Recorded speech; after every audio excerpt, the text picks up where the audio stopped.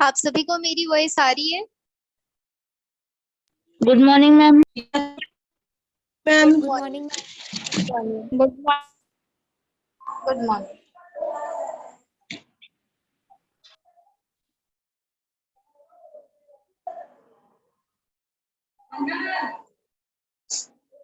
चलिए आज की क्लास स्टार्ट करते हैं। जो प्लैंक क्वांटम थ्योरी थी उसके बारे में हमने डिस्कस कर लिया था, जिसके बारे में 1900 में मैक्स प्लैंक नाम के साइंटिस्ट थे, उन्होंने बताया था, जिसमें उन्होंने ये बोला था कि जो रेडिएशन होता है एक तरीके का एनर्जी का क्या होता है, एक स्मॉल पैकेट होता है। एनर्जी के उस स्मॉल पैकेट को क्या बोला जाता है, या तो क्वांटा बोला जाता है, या फिर हमने देखा था उसी को हम क्या बोलते हैं, फोटोन बोलते हैं। ठीक है। और ये जो थ्योरी थी उन्होंने किस बेस पे दिया था, उन्होंने ये बोला था कि स्पेस से जो भी रेडिएशन एमिट होता है, अगर उस रेडिएशन को हम कौन से नेचर का कंसीडर करें, पार्टिकल नेचर का कंसीडर करें, तो उस टाइम पर जो हमारा एमिट एनर्जी होता है या एब्जॉर्ब एनर्जी होता है वो एक तरीके का क्वांटा या फिर क्या होता है, फोटोन होता है। और एक क्वांटा की वैल्यू कितनी होती है, वो कितनी होती है, एच म्यू के इक्वल होता है, जिसमें एच हमारा प्लैंक कांस्टेंट की वैल्यू को बताता है, जिसकी वैल्यू कितनी होती है 6.62 इंटू 10⁻⁻34 जूल सेकेंड, या फिर 3.99 into 10⁻⁻13 kilo joule second mole inverse होती है। ये हमने देख लिया था। ठीक है। आज के टॉपिक में आपको जो डिस्कस करना है that is called a photo electric effect है। इसमें भी आप यही कंसीडर करने की कोशिश कर रहे हो कि जो आपका वेव होता है या फिर आपका जो रेडिएशन होता है उसमें वेव नेचर के अलावा और कौन सा नेचर होता है, पार्टिकल नेचर होता है। तो पार्टिकल नेचर होने पे वो कौन से फिनोमिनन को शो करता है, फोटो इलेक्ट्रिक इफेक्ट फिनोमिनन जो होता है, जो कि एक लाइट फिनोमिनन होता है, उसको रिप्रेजेंट करता है। ठीक है। तो इसके बारे में 1887 पे हर्ट्ज नाम के जो साइंटिस्ट थे उन्होंने डिस्कवर किया था, जिसमें इन्होंने किया क्या था, देखिए मेटल का एक सरफेस लिया था और मेटल के सरफेस पे उन्होंने लाइट बीम जो होता है उसको स्ट्राइक किया था। मतलब एक पर्टिकुलर फ्रीक्वेंसी का हमारे पास एक रेडिएशन था, उस रेडिएशन को लेकर उन्होंने मेटल का हो सकता है कोई रॉड हो या फिर इलेक्ट्रोड हो, उसके सरफेस पर क्या किया था, या फिर कोई थिन फॉइल भी हो सकती है, उस पर स्ट्राइक किया था। और जब वो उस मेटल सरफेस पे एक सर्टेन फ्रीक्वेंसी के लाइट बीम को क्या करते हैं, स्ट्राइक करते हैं, तो उन्होंने ये देखा कि वो जो मेटल का सरफेस होता है वो क्या करता है, एक तरीके के इलेक्ट्रॉन्स को वो क्या करने लग जाता है, एमिट करने लग जाता है। ठीक है। तो देखो अभी तक हमने डिस्कवरी ऑफ इलेक्ट्रॉन, प्रोटॉन और न्यूट्रॉन में ये देखा था कि जो हमारे इलेक्ट्रॉन, प्रोटॉन, न्यूट्रॉन होते हैं दैट इज सब एटॉमिक पार्टिकल्स होते हैं। तो अगर आप किसी मेटल सरफेस पे क्या कर रहे हो, लाइट बीम को एंटर करा रहे हो, और वो आफ्टर देयर एंटरिंग प्रोसेस आपको क्या गिव कर रहा है, इलेक्ट्रॉन गिव कर रहा है, तो इस फिनोमिनन को उन्होंने क्या किया, फोटो इलेक्ट्रिक इफेक्ट का नाम दिया। अब इसमें पार्टिकल नेचर है, कैसे पता चला होगा, तो देखो अगर रेडिएशन है तो लाइट क्या करती, एक सरफेस से टकरा के वो रिफ्लेक्ट हो जाती, समझ गए, अगर ओनली लाइट होता तो। लेकिन पार्टिकल नेचर होने की वजह से जब आप किसी मेटल सरफेस पर क्या करते हैं, लाइट को स्ट्राइक करते हैं, तो अगर इस लाइट में या इस रेडिएशन में पार्टिकल नेचर है, तो मेटल के सरफेस पे जो पार्टिकल्स होंगे उनके साथ ये क्या करेगा, कोलिजन करेगा, और उसी कोलिजन प्रोसेस के थ्रू हमारा जो इलेक्ट्रॉन एक डिफरेंट टाइप ऑफ पार्टिकल्स है वो क्या होने लग जाएगा, एमिट होने लग जाएगा, ठीक है। तो ऐसा प्रोसेस जो कि फोटोन की वजह से हो रहा है, फोटोन का मतलब एक रेडिएशन की वजह से हो रहा है, उस रेडिएशन को मैंने मेटल सरफेस पे स्ट्राइक किया और आफ्टर देयर स्ट्राइकिंग प्रोसेस वो क्या कर रहा है, इलेक्ट्रॉन को एमिट कर रहा है। इस वजह से इस प्रोसेस को क्या बोला जाता है, फोटो इलेक्ट्रिक इफेक्ट बोला जाता है, ठीक है। हम इसको डिफाइन कैसे कर सकते हैं, तो the ejection of the electrons, electrons का इजेक्ट होना from the surface of a metal, किससे, मेटल के सरफेस से, under the influence of striking photons, मतलब जब हम मेटल के सरफेस पर फोटॉन्स को स्ट्राइक करते हैं तो मेटल का वो सरफेस हमको क्या करता है, इलेक्ट्रॉन इजेक्ट करके देता है, तो उसी प्रोसेस को क्या बोला जाता है, फोटो इलेक्ट्रिक इफेक्ट बोला जाता है, ठीक है। ये इफेक्ट जनरली कौन से मेटल पे आपको देखने को मिलता है पूछा जाएगा, तो इसका आंसर होता है सीजियम। सीजियम जो मेटल होता है उसपे हमको ये इफेक्ट देखने को मिलता है। अब देखिए सीजियम मेटल पे ये इफेक्ट क्यों देखने को मिल रहा है, जैसे हमारे पास हाइड्रोजन होगा, लिथियम होगा, इसके अलावा सोडियम, पोटेशियम, रुबिडियम, ये सारी चीजें होंगी, लेकिन प्रोसेस किसमें हो रहा है, सीजियम पे हो रहा है। तो सीजियम पे ये प्रोसेस होने का कोई मेन रीजन होगा, तो इसका मेन रीजन क्या होता है, इसका जो आयोनाइजेशन एंथैल्पी होता है, आपने प्रीवियस क्लासेस में पढ़ा होगा 10th क्लास में, आयोनाइजेशन एंथैल्पी। आयोनाइजेशन एंथैल्पी उसको बोला जाता है जब किसी मेटल एटम से मुझे क्या करना हो, एक इलेक्ट्रॉन को रिमूव करना हो, मींस आयोनाइजेशन का प्रोसेस करूंगी तो कैटायन और एनायन बनेगा, जिससे एनायन क्या हो जाएगा, रिमूव हो जाएगा। तो जब वो एनायन रिमूव होता है तो वो केमिकल रिएक्शन क्या करता है, किसी ना किसी टाइप की एनर्जी को वो एमिट करता है, ठीक है। तो उसी एनर्जी को यहाँ पे क्या बोला गया है, एंथैल्पी बोला गया है। तो हम एनर्जी को क्या बोल सकते हैं, एंथैल्पी भी बोल सकते हैं, वो बात हमको समझ आ गई। अब सीजियम मेटल पे ये जो फोटो इलेक्ट्रिक इफेक्ट जो प्रोसेस है ये क्यों हो रहा है, बिकॉज सीजियम का जो आयोनाइजेशन एंथैल्पी होता है मेटल का, वो काफी ज्यादा क्या होता है, लो होता है, जिसकी वजह से जो मेटल होते हैं इस पे, इस मेटल एटम पे जो भी हमारे इलेक्ट्रॉन्स होते हैं वो इलेक्ट्रॉन्स कैसे होते हैं, काफी लूजली हेल्ड होते हैं। लूजली हेल्ड का मतलब काफी वीक तरीके से उससे कनेक्टेड होते हैं, जिसकी वजह से अगर मुझे उस मेटल एटम से इलेक्ट्रॉन को निकालना होगा तो मुझे उतना ज्यादा अमाउंट ऑफ एनर्जी उसको प्रोवाइड नहीं करना पड़ेगा और मेटल से वो इलेक्ट्रॉन क्या हो जाएगा, सेपरेट हो जाएगा।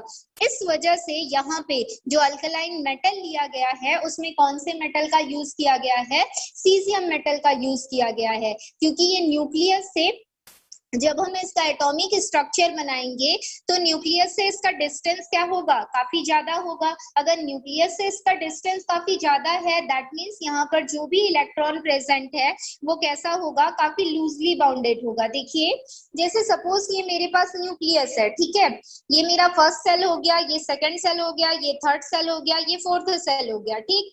तो फर्स्ट सेल से न्यूक्लियस का डिस्टेंस देखिए इतना है, फिर सेकंड सेल से इतना हो जाता है, फिर थर्ड सेल से इतना और फोर्थ सेल से इतना ज्यादा हो जा रहा है। अब देखो सबसे ज्यादा फोर्स ऑफ अट्रैक्शन इस वाले सेल पे है, फिर सेकंड पे इस वाले सेल पे है, और फिर थर्ड पे यहाँ पे, और फोर्थ पे यहाँ पे है। तो सबसे कम फोर्स ऑफ अट्रैक्शन मुझे फोर्थ सेल पे मिल रहा है।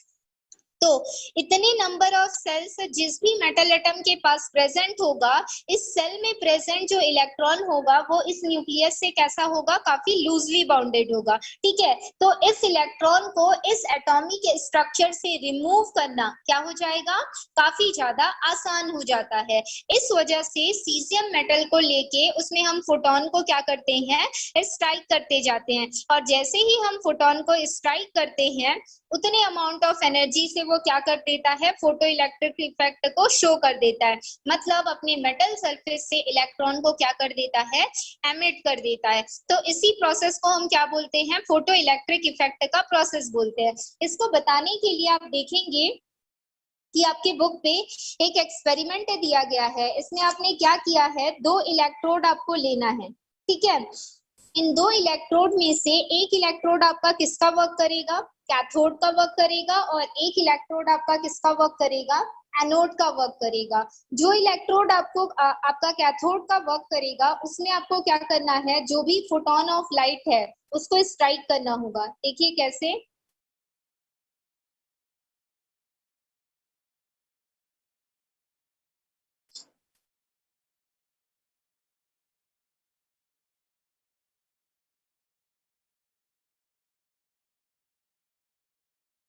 हाँ, यहाँ पे देखिए आपके पास कितने इलेक्ट्रोड हैं? 2 इलेक्ट्रोड हैं, ठीक है। एक आपका कैथोड है और दूसरा आपका क्या है? एनोड है, ठीक। अब मैंने इसको क्या किया? एनर्जी के एक सोर्सेस से कनेक्ट कर दिया। एनर्जी का सोर्सेस मेरा कोई बैटरी हो सकता है या फिर कोई सेल हो सकता है, ठीक है।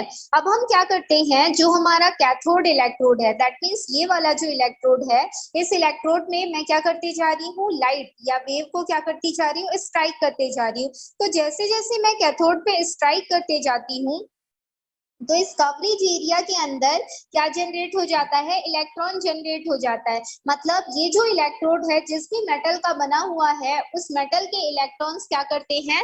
आफ्टर स्ट्राइकिंग द फोटोन, वो इलेक्ट्रॉन को रिलीज कर देते हैं। मतलब जैसे ही उनको extra amount of energy as a form of photon मिलती है, वो इलेक्ट्रॉन को क्या कर देता है? छोड़ देता है, ठीक है। और जैसे ही उसने इलेक्ट्रॉन को क्या कर दिया? रिमूव कर दिया, तो इलेक्ट्रॉन्स कहाँ पे आ जाएंगे? जो हमारा मीडियम होगा उस पे इलेक्ट्रॉन आ जाते हैं। और वो इलेक्ट्रॉन ही है, वो हमको कैसे पता चलता है?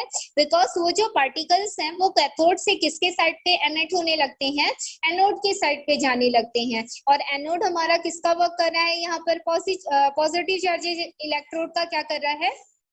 वर्क कर रहा है, जिसकी वजह से जो भी पार्टिकल एमिट होता है वो किसकी तरफ ट्रांसफर होना स्टार्ट कर देता है?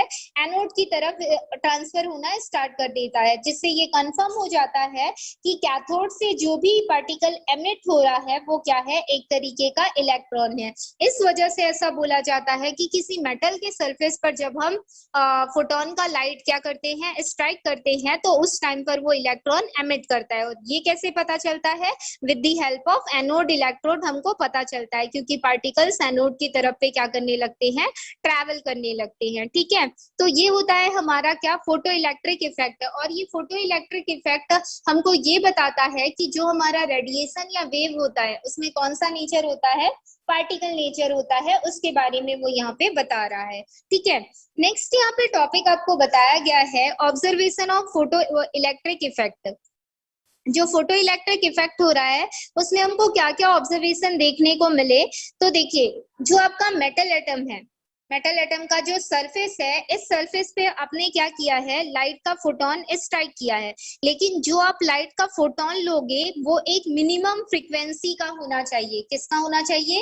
एक मिनिमम फ्रीक्वेंसी का होना चाहिए। फ्रीक्वेंसी क्या होता है हमने देख लिया है।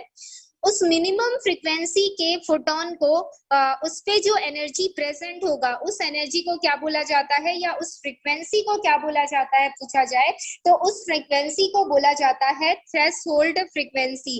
और उसको हम किससे डिनोट करते हैं? न्यू नॉट से डिनोट करते हैं। ये न्यू का सिंबल है, और ये जो जीरो मैंने यहाँ पे लगाया that is called a not. हम इसको क्या बोलते हैं? नॉट बोलते हैं, ठीक है। तो थ्रेशोल्ड फ्रीक्वेंसी बोला जाता है एक फोटोन के अंदर जो minimum amount of frequency present होती है, उस मिनिमम अमाउंट ऑफ फ्रीक्वेंसी को क्या बोला जाता है? थ्रेशोल्ड फ्रीक्वेंसी बोला जाता है। और उस थ्रेशोल्ड फ्रीक्वेंसी का रिप्रेजेंटेशन हम किससे करते हैं? न्यू नॉट से करते हैं, ठीक है। तो किसी भी रेडिएशन के अंदर ये जो थ्रेशोल्ड फ्रीक्वेंसी प्रेजेंट होती है वो किसको शो करती है? एक पर्टिकुलर मेटल पर फोटो इलेक्ट्रिक इफेक्ट को शो करती है। और अगर यही मिनिमम फ्रीक्वेंसी किसी रेडिएशन पे प्रेजेंट ना हो तो वो फोटो इलेक्ट्रिक इफेक्ट को शो नहीं करेगा, ठीक है। अब देखिए, अगर फोटोन की इंटेंसिटी जो है ज्यादा हो जाती है, मतलब उस मिनिमम फ्रीक्वेंसी से ज्यादा हो जाएगी, तो भी वो क्या करेगा?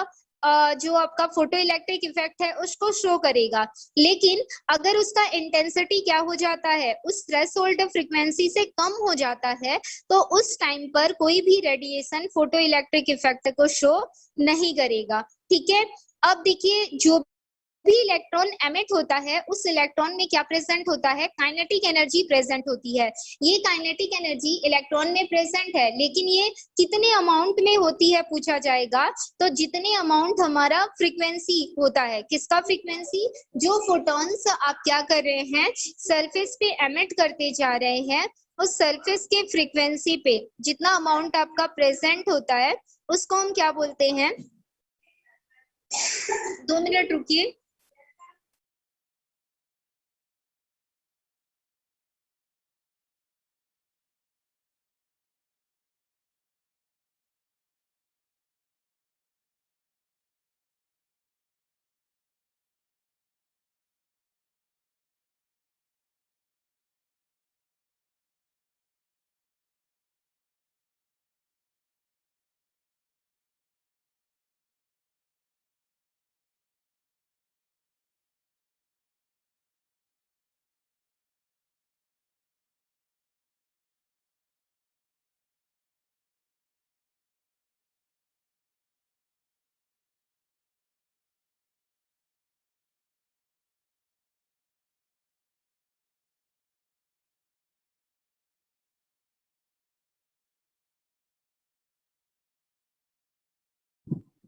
चलिए, हाँ तो देखिए यहाँ पे हमने क्या किया, मैंने आपको ये बताया कि जो इलेक्ट्रॉन्स होते हैं उन इलेक्ट्रॉन्स में क्या प्रेजेंट होता है, काइनेटिक एनर्जी प्रेजेंट होती है, मैंने ये बोला। ठीक है, तो इलेक्ट्रॉन में अगर काइनेटिक एनर्जी प्रेजेंट है, वो मूव कर रहे हैं, इसका मतलब उसमें काइनेटिक एनर्जी प्रेजेंट है।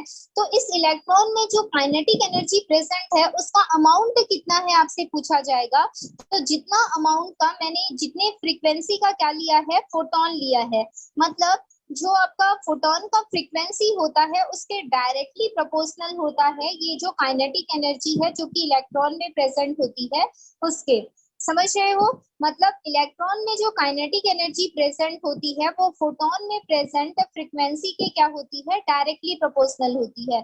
जितना अमाउंट का आपका फ्रीक्वेंसी होगा काइनेटिक एनर्जी उतना ही हमारा किसका होगा, इलेक्ट्रॉन का होगा। अगर फ्रीक्वेंसी ज्यादा है तो इलेक्ट्रॉन का काइनेटिक एनर्जी ज्यादा होगा, और अगर फ्रीक्वेंसी कम है तो इलेक्ट्रॉन का जो काइनेटिक एनर्जी होगा वो भी क्या होगा, कम होगा। ठीक है, अब देखिए यहाँ पर मैंने फ्रीक्वेंसी की बात की है, मैंने आपको ये नहीं बोला कि इंटेंसिटी ऑफ फोटोन की मैंने यहाँ पे बात नहीं की है, क्योंकि इंटेंसिटी हमको क्या बताएगी कि उसका जो शाइनिंग प्रॉपर्टी है या फिर उसका जो ब्राइटनेस प्रॉपर्टी है वो कितना है, उससे हमको कोई फर्क नहीं पड़ेगा। किसके लिए, काइनेटिक एनर्जी के लिए। उसका फ्लोरोसेंट जो इफेक्ट है या ब्राइटनेस इफेक्ट जितना भी है उससे कोई फर्क नहीं पड़ेगा।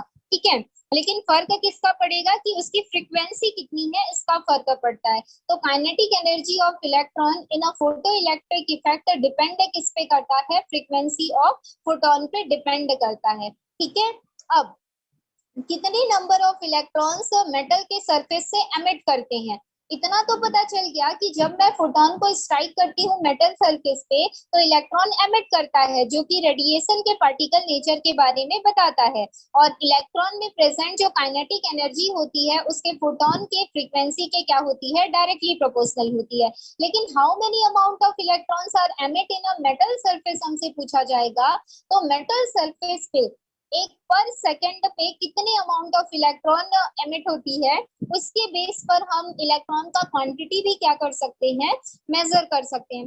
मतलब पर सेकंड पे जितने अमाउंट ऑफ इलेक्ट्रॉन हमारा क्या हो रहा है, एमिट हो रहा है, तो उसके बेस पे हम बता सकते हैं कि अगर पर सेकंड पे 2 इलेक्ट्रॉन एमिट हो रहा है, 3 इलेक्ट्रॉन एमिट हो रहा है, तो उसका एमिटिंग रेंज हो जाएगा, किसका एमिटिंग रेंज हो जाएगा, इलेक्ट्रॉन का वो एमिटिंग रेंज हो जाएगा। ठीक है, तो देखिए यहाँ पर ग्राफ बताया गया है किसके किसके बीच में, आपका फ्रीक्वेंसी ऑफ क्या है, रेडिएशन है, और दूसरा आपका बताया गया है इंटेंसिटी ऑफ रेडिएशन के बीच में। तो यहाँ पे आप देखोगे कि जैसे जैसे मैं फ्रीक्वेंसी को क्या करती जा रही हूँ, बढ़ाते जा रही हूँ, वैसे वैसे मेरा जो काइनेटिक एनर्जी है वो क्या होता जा रहा है, बढ़ता जा रहा है, जिसकी वजह से हमको इस फॉर्म पे क्या मिला है, ग्राफ मिला है। मतलब पहले मेरा जो फ्रीक्वेंसी था वो इतना था, ठीक है, तो इस टाइम पर जो आपका काइनेटिक एनर्जी है इतना है, फिर मैंने फ्रीक्वेंसी को बढ़ा दिया, तो बढ़ाया तो काइनेटिक एनर्जी भी क्या हो गई, बढ़ गई। फिर मैंने काइनेटिक एनर्जी को बढ़ाया तो फिर सॉरी फ्रीक्वेंसी को बढ़ाया तो काइनेटिक एनर्जी क्या हो गई, फिर से बढ़ गई। ठीक है, इसी ग्राफ को यहाँ पे ये क्या किया गया है, डिनोट किया गया है कि जैसे जैसे हम फोटोन की फ्रीक्वेंसी को बढ़ाते जाते हैं वैसे वैसे kinetic energy of the electron क्या होता जाता है, इंक्रीज होता जाता है। ठीक है, इसके बाद अगर आप इंटेंसिटी ऑफ रेडिएशन की बात करोगे तो मेरा रेडिएशन देखिए मैंने क्या किया, इंटेंसिटी अपने रेडिएशन का बढ़ाते गए हैं, फ्रीक्वेंसी क्या कर दी है, कांस्टेंट कर दी है, मतलब फ्रीक्वेंसी पे कोई भी इफेक्ट अभी नहीं है, मतलब मैं रेडिएशन की फ्रीक्वेंसी पे कोई चेंजेस नहीं कर रही हूँ। मैंने जितना भी रेडिएशन लिया है सभी का जो आपका फ्रीक्वेंसी है वो कैसा है, इक्वल है, लेकिन उनका जो इंटेंसिटी है, मतलब उनका जो ब्राइटनेस है वो क्या है, कम ज्यादा है। तो उस टाइम पर हम काइनेटिक एनर्जी को देखते हैं, तो काइनेटिक एनर्जी क्या होती है, एक कांस्टेंट वैल्यू को डिनोट करती है, मतलब वो इंटेंसिटी ऑफ रेडिएशन चेंज होने के साथ साथ जो काइनेटिक एनर्जी है वो चेंज नहीं होती है। इससे ये बात पता चलती है कि काइनेटिक एनर्जी ऑफ इलेक्ट्रॉन वो इंटेंसिटी ऑफ रेडिएशन पे डिपेंड नहीं करती, बल्कि वो वेरी किसके साथ कर रहा है, फ्रीक्वेंसी ऑफ रेडिएशन के साथ वेरी कर रहा है। दैट मींस वो डिपेंड किस पे करता है, जो आपका फ्रीक्वेंसी ऑफ रेडिएशन है उस पे डिपेंड करता है, ये बात हमको पता चल जाती है। ठीक है, इससे हम ये भी पता कर सकते हैं इन दोनों ग्राफ को देखते हुए हमने ये ऑब्जर्व किया कि जो रेडिएशन का इंटेंसिटी होता है उस पर हमारे फोटो इलेक्ट्रिक इफेक्ट का कोई भी इफेक्ट हमको देखने को नहीं मिलता। लेकिन हम क्या करते जाते हैं, जो लाइट हम स्ट्राइक कर रहे हैं या जो फोटोन हम स्ट्राइक कर रहे हैं, अगर हम उसकी इंटेंसिटी को बढ़ाते जाते हैं तो काइनेटिक एनर्जी बढ़ रहा है। इसका मतलब है कि फोटो इलेक्ट्रिक इफेक्ट भी क्या हो रहा है, बढ़ता जा रहा है। ठीक है, तो इंटेंसिटी को अगर इंक्रीज करते हैं तो फोटो इलेक्ट्रिक इफेक्ट में कोई भी चेंजेस हमको नहीं मिलता है। लेकिन हम क्या करते हैं, फ्रीक्वेंसी ऑफ फोटोन को इंक्रीज करते हैं तो फोटो इलेक्ट्रिक इफेक्ट क्या होता जाता है, इंक्रीज होता जाता है। ठीक है, नेक्स्ट टॉपिक यहाँ पे बताया जा रहा है explanation of photo electric effect. Photo electric effect जो है वो लाइट के कौन से नेचर को बताने का काम करती है, पार्टिकल नेचर को बताने का काम करती है। देखिए यहाँ पे ये हम पढ़ रहे हैं explanation of for photo electric effect. तो इसका काम क्या है, लाइट के पार्टिकल नेचर को बताने का काम करता है जो फोटो इलेक्ट्रिक इफेक्ट है वो। और जो लाइट है एक तरीके का फोटोन का क्या होता है, स्ट्रीम होता है, इसके बारे में बताता है हमारा फोटो इलेक्ट्रिक इफेक्ट है। इसको प्रपोज्ड किया था आइंस्टीन ने कब, 1905 पे, और जिसमें इन्होंने ये बताया था कि जो भी एनर्जी सोर्सेस लाइट में प्रेजेंट होती है वो डायरेक्टली प्रोपोर्शनल होती है किसके, फ्रीक्वेंसी के। और इस फ्रीक्वेंसी या प्रोपोर्शनैलिटी कांस्टेंट को चेंज किया जाता है एच न्यू से, जहां पर ये एच हमको क्या बताता है, प्लैंक कांस्टेंट के बारे में बताता है। मतलब जो मेटल होता है उस मेटल पे इलेक्ट्रॉन्स क्या होते हैं, न्यूक्लियाई पे हेल्ड रहते हैं। मतलब सेंटर पे एटम स्ट्रक्चर देखोगे तो सेंटर पे क्या होगा, न्यूक्लियस होगा, और उसके आउटर मोस्ट पोर्शन पे ऑर्बिट होता है। इस ऑर्बिट पे प्रेजेंट होता है इलेक्ट्रॉन, और ये न्यूक्लियस इस इलेक्ट्रॉन को कैसा करता है, होल्ड करके रखता है, किसके थ्रू, फोर्स ऑफ अट्रैक्शन के थ्रू। ठीक है, तो इस टाइम पर इस इलेक्ट्रॉन और इस न्यूक्लियस के बीच में जो फोर्स ऑफ अट्रैक्शन प्रेजेंट होता है that is called a binding force. Binding force, हम उसको कौन सा फोर्स बोलते हैं, बाइंडिंग फोर्स बोलते हैं।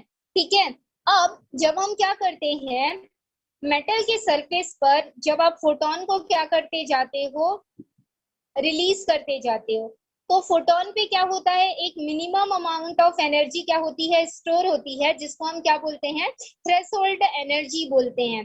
अगर ये थ्रेशोल्ड एनर्जी क्या हो जाती है, जो आपकी बाइंडिंग एनर्जी है इससे थोड़ी ज्यादा हो जाए या इसके इक्वल हो जाए, उसी टाइम पर ही जो ऑब्जेक्ट है या जो मेटल एटम है वो किसको शो करेगा, जो आपका फोटो इलेक्ट्रिक इफेक्ट है उसको शो करेगा। मतलब ये है, देखो कि इलेक्ट्रॉन न्यूक्लियस को हेल्ड करके रखता है एक पर्टिकुलर एनर्जी के थ्रू, जिसको हम क्या बोलते हैं, बाइंडिंग फोर्स बोलते हैं। और एक इस बाइंडिंग फोर्स में जो एनर्जी प्रेजेंट है that is called a binding energy. उसको कौन सी एनर्जी बोला जाता है, बाइंडिंग एनर्जी बोला जाता है। तो जब तक ये बाइंडिंग एनर्जी के इतना या इससे कम energy as a photon form हम मेटल सरफेस पे क्या करते हैं, स्ट्राइक करते हैं, तो ये जो मेटल का सरफेस है ये क्या करेगा, ये फोटो इलेक्ट्रिक इफेक्ट शो नहीं करेगा, क्योंकि अभी तक इसकी एनर्जी को तोड़ने वाला जितना अमाउंट ऑफ एनर्जी हमको चाहिए वो नहीं मिला है। ठीक है, तो उस टाइम पर ये फोटो इलेक्ट्रिक इफेक्ट को शो नहीं करता। लेकिन जब इस फोटोन का जब मैं फ्रीक्वेंसी बढ़ाती हूँ, मतलब इसका जो थ्रेशोल्ड एनर्जी है उसको मैं बढ़ाती हूँ, तो अगर वो थ्रेशोल्ड एनर्जी इस बाइंडिंग एनर्जी के बराबर हो जाती है या फिर इस बाइंडिंग एनर्जी से ज्यादा हो जाती है, उसी टाइम पर कोई मेटल का सरफेस हमको क्या कर सकता है, जो फोटो इलेक्ट्रिक इफेक्ट होता है उस फिनोमिनन को क्या कर सकता है, वो शो कर सकता है। ठीक है, तो जो हमारा बाइंडिंग एनर्जी है और जो आपका क्या है, कौन सी एनर्जी, थ्रेशोल्ड एनर्जी है, इन दोनों एनर्जी में आपस में जब ये मिलते हैं तो एक टाइप का एक वर्क करते हैं, जिसको हम क्या बोलते हैं, वर्क फंक्शन बोलते हैं। मतलब किस किस एनर्जी की मैंने बात की है यहाँ पे, देखिए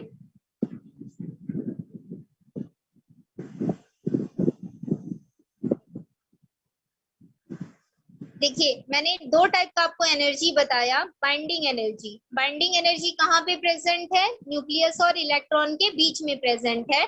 और एक मैंने बात की थ्रेशोल्ड एनर्जी की। थ्रेशोल्ड एनर्जी किसके पास प्रेजेंट है बेटा?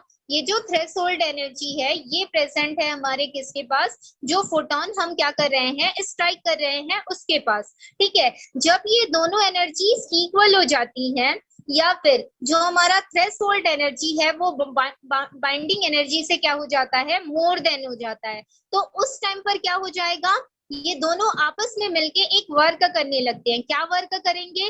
न्यूक्लियस और इलेक्ट्रॉन के बीच जो फोर्स ऑफ अट्रैक्शन के थ्रू एक बाइंड बना रहता है या जो बॉन्ड ये जनरेट करते हैं, वो बॉन्ड इस एनर्जी को डिसोसिएट करने के काम आता है। ठीक है, और इसी डिसोसिएशन वर्क को क्या बोला जा रहा है यहाँ पर? वर्क फंक्शन बोला जा रहा है। ठीक है, और इस वर्क फंक्शन को किससे डिनोट किया जाता है? W नॉट से डिनोट किया जाता है। उसी चीज को यहाँ पर बताया गया है। ठीक है, तो वर्क फंक्शन क्या होता है?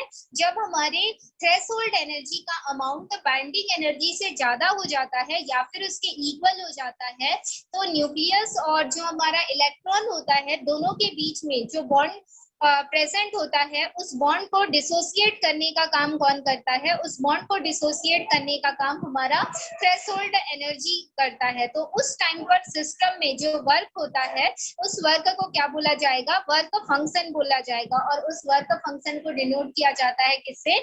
W नॉट से डिनोट किया जाता है। ठीक है, दैट मीन्स हम ये बोल सकते हैं कि energy of a incident photons is equal work function plus kinetic energy of emitted electrons. मतलब जैसे ही हम फोटोन स्ट्राइक करते हैं मेटल के सरफेस पे, तो वर्क फंक्शन जनरेट होता है और उस वर्क फंक्शन के थ्रू इलेक्ट्रॉन एमिट होने लगता है। और इलेक्ट्रॉन एमिट होते ही उसमें जितने नंबर ऑफ फ्रीक्वेंसी हमारे फोटोन में प्रेजेंट है, उतना काइनेटिक एनर्जी क्या हो जाता है? जनरेट हो जाता है। तो इस बात को याद रखिएगा। कुछ कंक्लूजन्स यहाँ पे बताए गए हैं कि अगर हमारा incident photon less than threshold energy देता है, तो उस टाइम पर जो मेटल सरफेस होगा वो किसी भी तरीके के, यहाँ पे पढ़िएगा फर्स्ट पॉइंट बताया गया है, किसी भी तरीके के इलेक्ट्रॉन को एमिट नहीं करेगा। लेकिन अगर इंसिडेंट फोटोन का जो एनर्जी है वो थ्रेशोल्ड एनर्जी के इक्वल हो जाता है, तो उस टाइम पर मेटल सरफेस से इलेक्ट्रॉन एमिट होने लगेगा। लेकिन उस इलेक्ट्रॉन पे जो भी हमारा काइनेटिक एनर्जी होगा वो काफी लो क्वांटिटी में होगा, अगर दोनों एनर्जी का अमाउंट क्या हो जाता है? इक्वल हो जाता है तो। लेकिन अगर थ्रेशोल्ड एनर्जी का अमाउंट बाइंडिंग एनर्जी से क्या हो जाता है? ज्यादा हो जाता है, तो उस टाइम पर मेटल सरफेस से जो भी इलेक्ट्रॉन एमिट करेगा उसमें बहुत ज्यादा amount of kinetic energy present होता है। आप सभी जानते होंगे काइनेटिक एनर्जी का फॉर्मूला KE इज इक्वल क्या होता है? हाफ mv² होता है। वही चीज यहाँ पर रिप्रेजेंट की गई है। देखिए कि यहाँ पे क्या किया गया, रे को स्ट्राइक किया गया, ये मेटल का सरफेस है, इसने इलेक्ट्रॉन को एमिट किया और इसमें कितना काइनेटिक एनर्जी प्रेजेंट है? Half mv² kinetic energy present है। तो हम ये बोल सकते हैं कि जो बाइंडिंग एनर्जी होता है किसपे? न्यूक्लियस और किसके बीच में? इलेक्ट्रॉन के बीच में, वो डायरेक्टली प्रोपोर्शनल होता है किसके? वर्क फंक्शन के। ठीक है, जितना अमाउंट ऑफ बाइंडिंग एनर्जी होगा उतना अमाउंट ऑफ थ्रेशोल्ड एनर्जी पास करो तो अपने आप बॉन्ड ब्रेकिंग का प्रोसेस स्टार्ट होता है, जिसको हम वर्क फंक्शन बोलते हैं। और बॉन्ड ब्रेक हो गया तो इलेक्ट्रॉन एमिट हो जाता है, और इलेक्ट्रॉन अगर काफी तेजी से एमिट हो गया तो तेजी से एमिट होने की वजह से इलेक्ट्रॉन में काइनेटिक एनर्जी का जो अमाउंट होता है वो बढ़ जाता है। इसी को क्या बोला जाता है? फोटो इलेक्ट्रिक इफेक्ट बोला जाता है, जो कि हमारे रेडिएशन के पार्टिकल नेचर को बताता है। ठीक है, तो आज की क्लास हम क्या करते हैं, यहीं पे खत्म करते हैं। इससे आगे का जो भी टॉपिक है हमारा ड्वेल नेचर ऑफ रेडिएशन, हमने पार्टिकल नेचर भी देख लिया और हमने कौन सा नेचर देख लिया? वेव नेचर भी देख लिया। और दोनों कौन कौन से वेव नेचर हो तो रिफ्रैक्शन का प्रोसेस होता है, और कौन सा प्रोसेस होता है हमने देखा? रिफ्लेक्शन का प्रोसेस होता है। और अगर पार्टिकल नेचर हो तो अभी हमने एक ही प्रोसेस के बारे में डिस्कस किया, वो प्रोसेस हमारा कौन सा हो जाता है? फोटो इलेक्ट्रिक इफेक्ट हो जाता है। ठीक है, तो आज की क्लास हम यहीं पे खत्म करते हैं। कल की क्लास में कल देखिए, जब जब 12th की क्लास होती है ना, अल्टरनेट रहती है 12th की क्लास, तो जिस दिन 12th की क्लास मुझे ऑफलाइन लेना रहता है, मैं आपकी क्लास 11 बजे लूंगी। ठीक है। और जिस दिन ऐसा नहीं रहता है, जैसे कल ऐसा नहीं होगा तो मैं 1 बजे ही आपकी क्लास लूंगी, ठीक है। अल्टरनेट डेज, जैसे मंडे है, देन आपका वेडनेसडे है और फ्राइडे है, इन तीनों दिन पे जो 12th क्लास के स्टूडेंट है उनकी ऑफलाइन क्लासेस होती हैं, जिसकी वजह से आपकी क्लास 11 बजे होगी, ठीक है। और बाकी के तीनों दिन आपकी क्लास कितने बजे होगी? 1 बजे होगी, ठीक है, याद रखिएगा। चलिए, तो आज की क्लास हम यहीं पे खत्म करते हैं।